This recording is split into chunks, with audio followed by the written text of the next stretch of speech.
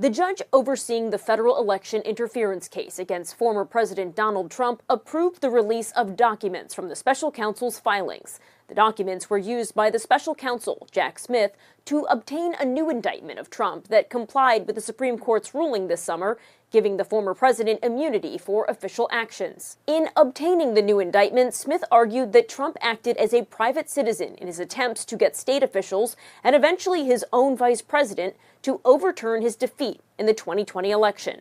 He's filed a motion saying, Judge, this is what we believe the non-immunized testimony would show, and that's how we're going to support the allegations in our now superseding indictment. The documents released Friday include some material that was already public, like Trump's tweets making false claims about voter fraud, and a transcript of his call asking the Georgia Secretary of State to find enough votes for Trump so that he could be declared the winner of the state.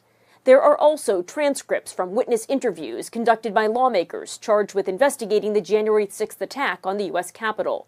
But much of the material is redacted, with page after page blank, except for the word sealed. And those relate to grand jury testimony, documents that were received in response to grand jury subpoenas. Trump's legal team said it would be election interference to release the documents before Election Day. But in her ruling, Judge Tanya Chutkan said, quote, if the court withheld information solely because of the potential political consequences of releasing it, that withholding could itself constitute or appear to be election interference. And if it has an impact, it's because people read it and they made their own determination.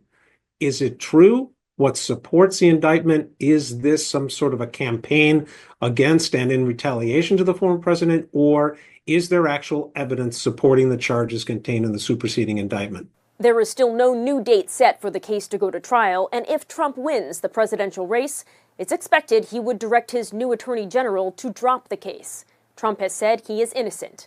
In Washington, Erin Kelly, Spectrum News. Thank you for watching our YouTube channel. Let Spectrum News be your resource for balanced, in-depth political coverage, and click the subscribe button right here. You can also download our app or watch us on TV to learn more about the candidates, where they stand on the issues, and more. We'll see you then.